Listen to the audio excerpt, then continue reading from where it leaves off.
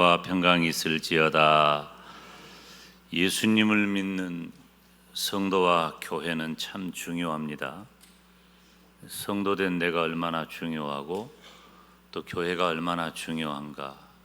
두말할 것도 없이 구원의 은혜가 우리 가운데 있기 때문에 이 세상에 구원받은 은혜를 말하는 이는 성도밖에 없고 교회밖에 없기 때문에 중요해요. 또 한 가지는 예수님을 믿는 성도와 교회는 언제나 그 시대를 이끌었다는 것입니다. 그 시대를 이끄는 성도들은 어떻게 살았을까? 그리고 또 우리는 어떻게 살아야 할까? 지난 시간에 우리는 베드로서를 통해서 오직 예수 그리스도의 구원하시는 은총을 의지하고 그것을 아는 지식을 키워야 한다 하는 말씀을 전해드렸습니다. 베드로후서 3장 18절 지난주일 말씀이죠. 우리가 한번 읽어볼까요? 오직 우리 주 곧 구주 예수 그리스도의 은혜와 그를 아는 지식에서 자라가라. 영광이 이제와 영원한 날까지 그에게 있을지어다.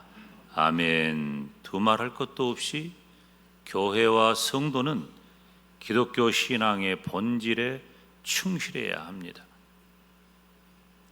그것을 벗어나서는 안 돼요. 성도와 교회는 기독교 신앙의 본질, 다시 말하면은 종교 개혁자들이 개혁의 의지를 가지고 개혁의 이유가 되었던 것, 오직 믿음, 오직 말씀, 오직 하나님의 영광. 구원은 누가 어떻게 무엇을 한다고 해서 얻어지는 것이 아니에요. 오직 구주 예수 그리스도를 믿는 믿음 안에서 주어진 하나님의 은혜요, 하나님의 은혜요, 하나님의 선물이요, 하나님의 축복인 줄 믿습니다. 이건 교회밖에 없는 거예요. 성도밖에 없는 거예요. 그래서 기독교 신앙의 본질에 충실해야 되는 거예요. 교회와 성도는 이것을 벗어나면 안 돼요.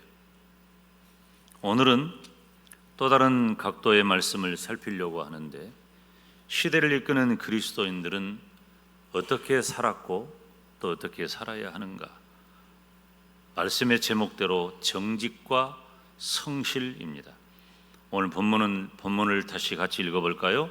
속이는 저울은 여호와께서 미워하시나 공평한 추는 그가 기뻐하시느니라. 교만이 오면 욕도 오거니와 겸손한 자에게는 지혜가 있느니라. 정직한 자의 성실은 자기를 인도하거니와 사악한 자의 패역은 자기를 망하게 하느니라. 아멘. 이 잠언을 지혜서라고 말하죠. 욥기, 시편, 잠언, 전도서, 아가서를 시가서라고 해요. 시적 운율이 가득합니다. 그리고 시는 함축하고 내포된 의미가 많기 때문에 어떻게 해석하느냐가 상당히 어려운 성경이기도 하죠. 특별히 오늘 본문의 배경이 되는 잠언 11장은 성도들의 실천적인 삶에 대해서 기록하고 또 그 삶을 뒷받침하고 이끄는 지혜에 대해서 언급합니다. 시가서에 보면은 이 지혜라고 하는 말이 많이 등장을 해요. 그럼 이 지혜가 뭘까?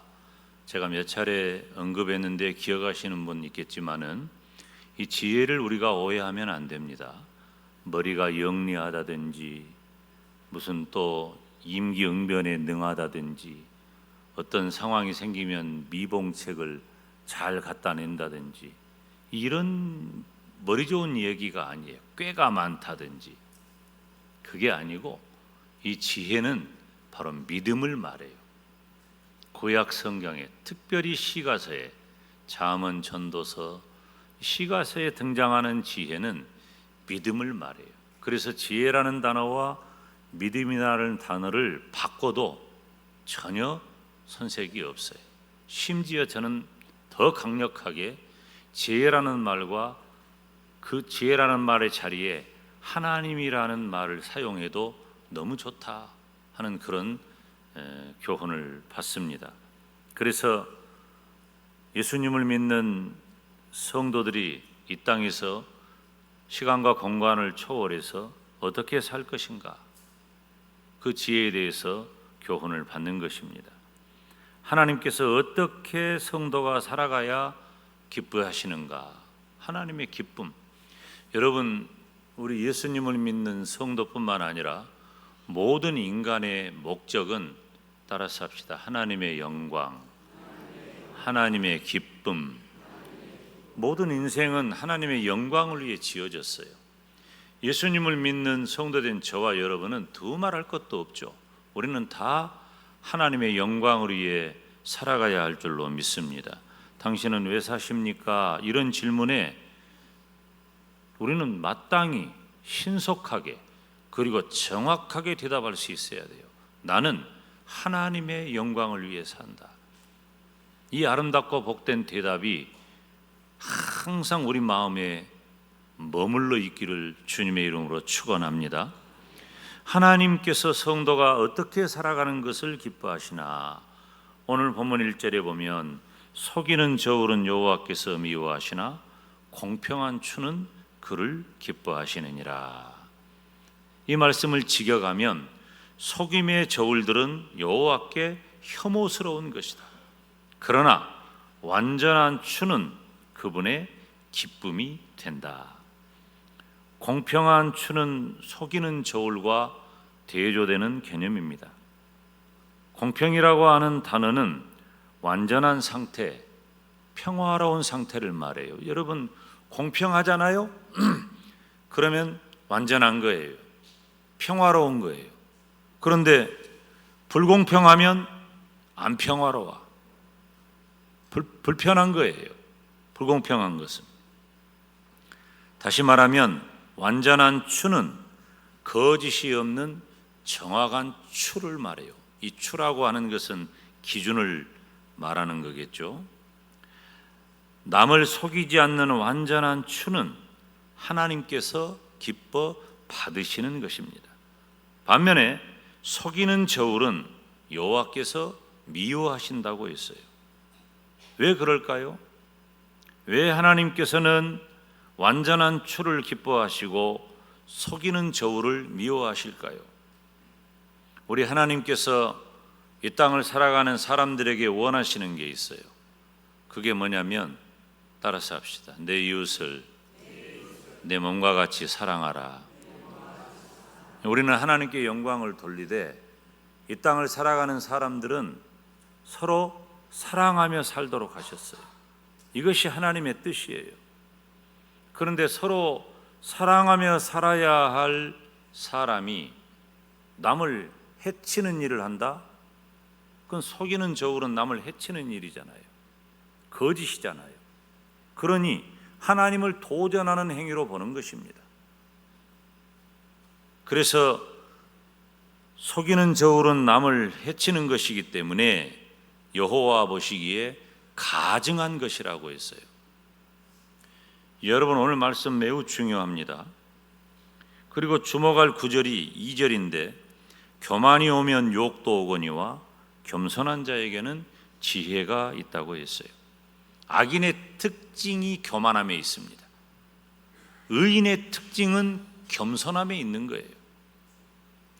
그러니까 하나님께서 교만을 싫어하시잖아요. 하나님은 교만을 싫어하시고 겸손한 자를 기뻐하셔요. 1절과 2절 이 시적인 운율을 취하고 있어요. 시가서니까. 그런데 이 시가서를 보면 이 교만에 대해서 말하기를 다툼을 불러일으키는 원인이라고 말해요. 안 좋은 거예요. 1절과 2절을 병합해서 살피면 속이는 저울이 교만한 것이고 공평한 추가 겸손한 것이에요. 왜?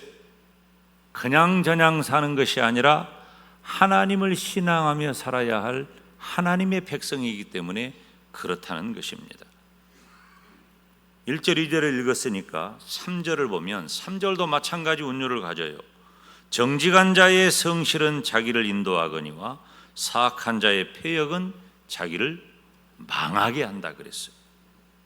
악인의 특징은 속이는 저울에 있고 그것은 교만한 것이고 그것 때문에 사악한 자의 패역이 오는데 그 결과는 망하는 것이다. 의인의 특징은 공평한 추에 있고 그것은 하나님 앞에 겸손하니고 겸손한 자는 정직한 자의 성실로 말미암아 하나님의 인도하심을 받는다. 완전히 다른 거예요. 의인과 악인이 정직한 자와 사특한 자로 묘사되는 오늘 본문의 핵심 언어는 따라서 합시다. 성실한 거예요. 우리 초등학교 다닐 때 급훈 그래가지고 근면, 성실 그런 거 많이 기록했잖아요.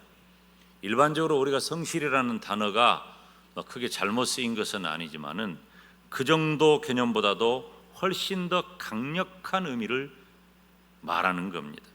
성실은 하나님 앞에서 완전함을 뜻하는 단어예요. 그럴 수가 있나요? 어떻게 우리가 완전하신 하나님 앞에 우리의 완전을 말할 수가 있습니까? 여러분, 우리가 커튼을 젖히고 햇빛이 들어오도록 하면은 우리도 몰랐던 그 수많은 먼지들이 보이잖아요. 햇빛이 비치면 태양빛 같은 하나님 앞에 서면 온전하다고 완전하다고 괜찮다고 문제없다고 말할 사람이 아무도 없는 거예요. 그럼에도 불구하고 이 성실이라는 단어가 하나님 앞에서 완전하다는 의미를 갖는 거죠. 그러니까 하나님께서 그의 백성들에게 무엇을 어느 정도 기대하고 있느냐 살필 수 있는 대목입니다. 올바르고 정직한 것은 하나님의 성품으로서의 정직이에요. 하나님은 올바르고 정직하신 분이잖아요. 그래서 보편적 속성이, 다시 말하면은 하나님에게 있는 그 속성이 우리 인간에게도 드러나는 것을 보편적 속성이라고 그래요. 신학적으로 인간 존재도 우리 하나님에게 있는 올바르고 정직함이 있다는 것입니다. 그래서 정직한 자의 성실은 자기를 인도하거니와 그랬잖아요. 성도가 하나님 앞에 완전함을 보임으로써 하나님의 인도하심을 받는다는 의미입니다. 오늘 잠언의 저자는 솔로몬이잖아요. 그런데 이 솔로몬의 시대는 참 좋은 시대예요. 요즘으로 말하면은 평화로운 시대. 전쟁이 없었으니까. 전쟁은 아버지 다윗 때 다 해버렸어. 다윗이 싸워서 다 이겼어요. 그러니까 전쟁이 없어. 평화로워. 전쟁을 하지 않는데도 여러 나라에서 이스라엘의 솔로몬에게 조공을 바칠 정도예요. 고대에는 나라와 나라가 사이좋게 잘 지내기 위해서는 어떤 외교를 폈냐면은 혼인 외교를 했어요. 결혼 외교. 그래가지고 솔로몬이 부인이 1000명이나 되는 거예요. 그게 평화가 아닌 거지. 그리고 상거래가 잘 됐어요. 무역이 잘 된 거예요. 해상 무역을 비롯해서. 그래서 전도서 11장에 보면은 내 식물을 물 위에 던지라 그랬잖아요. 해상 무역의 가치를 아는 그런 내용이죠. 그러니까 경제적으로 부유하고 정치적으로 외교적으로 군사적으로 안정이 돼 있어요. 평화로운 시대죠. 그러면 그 정도면은 만족하고 감사하며 살아야 되잖아요. 성경에 보면은 그런 시대에, 솔로몬의 시대에 어떠했습니까? 공공연하게 부정적인 상행위가 이루어진 거예요. 가진 자가 더 가지려고 하고 속여서 가지려고 하고 나쁘게 해서 가지려고 하고, 이 사회적으로 매우 심각한 문제가 된 겁니다. 솔로몬 당시의 사회적인 불신과 부당한 부의 축적은 신앙적이고 윤리적인 지탄의 대상이 되었습니다. 우리 기독교는 윤리 종교가 아니에요. 그러나 기독교 윤리는 세상의 윤리보다도 더 엄격한 거예요. 하나님이 그렇게 하신 거예요. 하나님의 은총을 구하는 사람은 정직해야 합니다. 하나님께서는 정직한 사람들에게 생명과 번영의 복을 멈추지 않고 베풀어 주십니다. 여러분, 우리가 예수님을 믿는 성도니까 생각을 잘 해야 돼요. 생각을 잘 정리해야 돼요. 어떻게 해야 내가 이익일까? 모든 기업의 목표는 이윤 창출에 있어요. 모든 정당의 목표는 정권 창출에 있는 것처럼 모든 기업의 목표는 이윤 창출에 있어. 그래서 기업하는 사람, 장사하는 사람, 상거래를 하는 사람들은 이윤을 창출하는 것이 너무 중요한 일이죠. 그렇지만 정직하게 하면 부당하게 행해서 얻는 이익보다도 왠지 손해보는 느낌을 갖습니다. 뒤처진 것 같고요. 좀 바보 같아 보이기도 하죠. 그러나 하나님을 절대 쉽게 보면 안 돼요. 우리 하나님은 어떤 분이십니까? 정확하신 분이에요. 정직한 자에게 하나님은 생명과 번영의 복을 멈추지 않고 베풀어 주시는 줄로 믿습니다. 우리가 흔히 티끌모아 태산이 되느냐 그런 얘기를 말해요. 안 되니까 티끌모아 태산이라는 말이 생기는 것 같아요. 그런데 그렇게 성실한 자는 절대 뒤집어 엎어지는 일이 없습니다.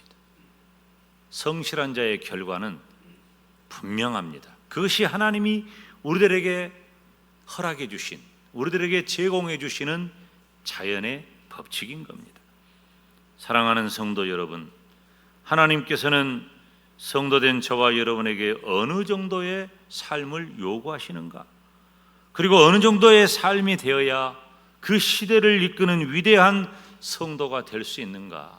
이 말씀을 통해 보여주고 있는 거예요. 부족한 종은 지금 세상적인 가치 기준이 되는 도덕과 윤리를 강조하는 것이 아니에요. 저는 개인적으로 이 말씀을 볼 때 오히려 이 세상적인 가치 기준이 되는 도덕과 윤리는 부족해요. 왜 그래요? 하나님께서 우리에게 원하시는 것은 그 정도 가지고 안 된다 그 말이에요. 너희가 성도의 이름을 가지고 살아가느냐? 이 세상 사람들이 다 하는 도덕과 가치 기준 정도 가지고는 안 돼. 더 강력해야 돼. 더 절실해야 돼. 하나님은 우리들에게 그렇게 요구하시는 거예요. 그리고 하나님께서는 구약을 보니까 모든 상황에서 축복과 저주를 쫙 갈라놓는 거예요. 지금 우리는 애매하고 모호하죠. 누구 보면 부럽고 누구 보면 괜히 주눅 들고 어떤 사람은 이러는데 이래서 좋다고 하는데 잘됐다고 하는데 그것이 좋아 보이죠. 천만의 말씀이에요. 구약 같으면은 당장에 끌어내서 돌로 쳐 죽일 일들이에요. 그러니까 하나님은 더 엄격하다니까. 우리가 생각하는 것보다도. 공평한 주는 겸손한 자예요. 정직한 자의 성실은 하나님의 성품으로서의 정직한 성도를 말하는데 이것은 따라서 합시다. 반드시 축복하신다. 할렐루야. 믿으시기를 축원합니다. 이건 하나님이 정하신 거예요. 속이는 저울은 교만한 것이고 사악한 자의 패역이며 결과적으로 자기를 망하게 하는 거예요. 좋은 것 같아도 안 좋은 거예요. 여러분 지금 이 시대는 어떻습니까? 거짓으로 가득합니다. 제가 여러분들도 뭐 말하면 금방 알 거예요. 요즘 아주 화제가 되는 그런 드라마가 있어요. 그런데 그 대사를 보고 제가 마음이 너무 아픈 거예요. 어떻게 물론 드라마니까 그런 얘기를 작가가 썼겠지만은 그 대사의 한 부분이 이거예요. 김 목사가 뭘 봤는지 여러분이 알 사람은 알 것 같아. 그 대사 중에 이런 대사가 나와요. 거짓을 이기는 건 진실이 아니야. 더 큰 거짓말이지. 여러분, 이게 이 시대의 자화상입니다. 우리가 이런 시대를 사는 거예요. 하나님이 만드신 세상, 그리고 예수 그리스도를 보내셔서 죽기까지 나의 죄 문제를 속량하시고 구원받은 성도가 살아가는 이 세상이 바로 이런 모습이에요. 그렇게 오랜 세월 준비되고 성장을 거듭해온 큰 인물들이 무너지는 것을 우리들이 얼마든지 보잖아요. 다 거짓 때문입니다. 우리가 사는 지금 이 시대에 들려오는 뉴스마다 얼마나 힘들고 어렵습니까? 정직한 일의 대가는 불분명합니다. 금년 들어서 물론 이 기업도 어려워요. 힘들어요. 그러서겠지만은 금년 들어가지고 임금이 체불된 것이 일한 대가를 못 받은 돈이 금년에만 2조가 육박한다고 그래요. 그러니까 우리 성도들 중에도 있겠죠. 이래놓고 그 대가를 못 받는 사람들이 있는 거예요. 다 형편이 다르기는 하겠지만 주고 싶어도 오죽하면 못 주겠는가 그런 생각이 들기도 하지만, 지난 주간에 엄청난 화제가 되었던 인터넷 플랫폼 전자상거래는 신용을 담보로 하잖아요. 믿고 하는 거예요. 믿고 송금하고, 송금하면 물건이 오는 걸 기다리고, 물건이 마음에 안 들면 또 환불하고, 뭐 이런 이 신용을 기반으로 하는 것인데 한 축이 무너져 버린 거예요. 그러니까 지금 이 시대가 불신의 시대가 된 거예요.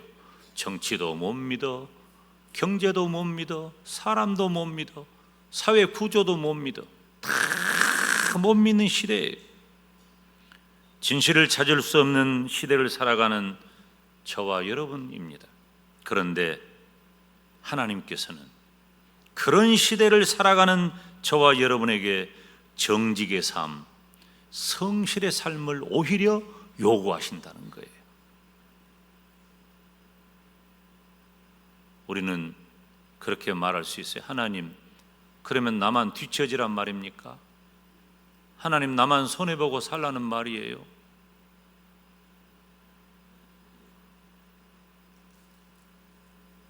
오스트리아 빈이라고 하는 곳에 가면은요, 그 슈테판이라고 하는 교회가 있어요. 지금은 성당이죠.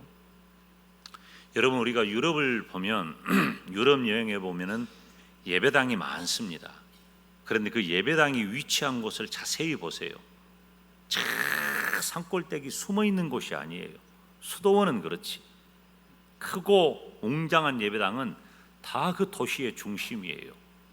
번화한 곳, 사거리, 광장, 그곳에 예배당이 있어요. 뭘 말해줘요? 신앙을 중심으로 살아갈 때 그 도시와 그 나라가 부강하고 부흥하고 성장했던 것을 알 수가 있는 거예요. 그러니까 하나님 중심으로 살면 걱정할 것이 없는 거예요, 원래. 그런데 그 슈테판 그 성당을 이렇게 보면은 그 도시 중심에 보면은 항상 그 도시 중심에서 광장에서 모여가지고 상거래도 하고, 또 혹은 사람들이 모이기도 하고, 무슨 문화적인 활동을 하기도 하고, 심지어 재판도 하고, 생활의 중심이 그런 곳이에요. 그런데 제가 뭐 벌써 근 30년 전이네요. 제가 비엔나를 처음 갔을 때 그 슈테판 그 예배당 벽에 이런 것이 붙어 있었어요. 사진을 보면 이게 이제 뭐냐면 동그란 것은 이렇게 있는 게 저건 빵이에요. 빵을 장사하는 사람이 빵을 가져다가 이렇게 대는 거예요. 빵 크기가 어느 정도, 빵을 계량하는 거죠. 그리고 하나는 길고 하나는 짧잖아요. 저건 철이에요, 철.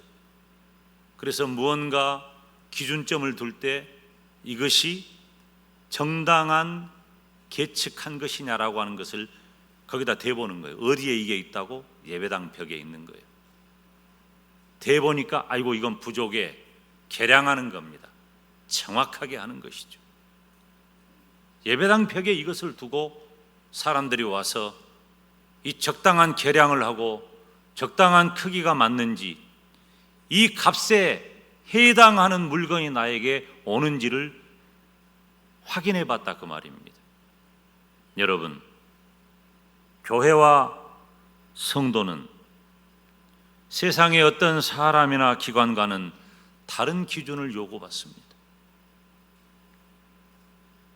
예배당 벽에 있는 저 계측기가 어떤 의미일까요? 사람들은 의심하지 않습니다. 예배당에 있는 저곳에 빵을 대보고, 천을 대보고, 물건을 대보고 의심하지 않고 그 계량대로 가져가는 것입니다. 저와 여러분은 똑같은 시민이지만 우리들의 이름에는 성도라는 기대치가 담겨져 있습니다. 여러분들도 다 그러잖아요. 김용대 목사님은 이런 기준이 좀 돼야 되지 않겠나 라고 여러분들이 보시잖아요. 목사님은 이런 정도라는 기대치가 있는 거예요. 부담스럽죠. 그런데 그것이 오히려 목사인 저로 살아가게 하는 방편이기도 해요. 성도 여러분들도 마찬가지예요. 여러분이 영광대교의 성도인 것을 모르는 영광 사람이 있을까요? 그분들이 여러분을 향한 교회 다닌 사람이라는, 성도라는 그 이름에 걸맞은 기대치가 있는 것입니다. 다 있어요. 우리가 잘 아는 말인데 노블레스 오블리주라고 하는 말이 있어요. 이 고귀한 신분, 귀족이라고 하는 말과 책임이라는 말을 합해서 쓴 말이에요. 19세기 프랑스 정치가인 가스통이라고 하는 사람이 나중에 뒤 이름도 있어요. 다 말하면 가스통 피에르 마르크라는 사람이에요. 말해봤자 다 외울 필요가 없으니까 그냥 가스통. 이 사람이 쓴 말이에요. 물론 그전에도 그런 말이 없었던 것은 아니지만은 그 19세기에 그 나폴레옹 그 시기에 엄청나게, 그때는 귀족들이 다 가져가는 시대였잖아요. 귀족들이 모든 것을 가지고 누리고, 그리고 심지어 사람들마저도 계층의 신분의 차이가 있어서 부리고 무시하고, 그래서 귀족들은 오직 자기들만 가지고 누리고 살면 되는 것으로 알았던 그 시기에 노블레스 오블리주, 우리가 고귀한 신분을 가진 귀족으로서 책임을 감당해야 한다, 그런 의미예요. 높은 사회적인 신분에 상응하는 도덕적 의무가 있다는 것입니다. 지금도 이런 이야기들은 많이 거론되고 있죠. 사랑하는 여러분, 우리는 성도이기 때문에 이 이름의 무게가 너무 큽니다. 성도이기 때문에, 교회이기 때문에 그 이름에 상응하는 의무적인 책임감이 있는 것입니다.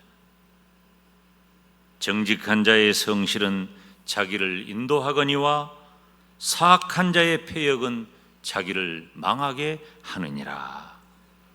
정직한 자의 성실은 자기를 인도한다. 이게 무슨 말일까? 정직한 자의 성실이 자기를 인도한다는 말이 도대체 무슨 말일까? 인도한다는 말은 양들을 이끄는 목자의 이미지를 연상하게 합니다. 양들은 언제나 위험에 노출되어 있잖아요. 약한 존재예요. 그래서 목자의 인도가 반드시 필요한 것이 양이에요. 물도 부족하고 먹을 만한 목초도 부족하고 혹은 사나운 맹수를 만날 수도 있고 혼자 길을 잃고 헤맬 수도 있어요. 마치 우리 인생 같잖아요. 그렇지만 신실한 목자가 있다면 모든 어려움을 벗어나 안전한 거예요. 양과 같은 저와 여러분이 정직과 성실로 행하면 하나님께서 저와 여러분의 인생을 실패하거나 손해보게 하지 아니하시고 인도해 주신다는 말씀이에요. 정직한 성도로 성실로 저와 여러분은 이 시대를 이끄는 복된 성도가 되기를 주님의 이름으로 축원합니다. 기도하겠습니다.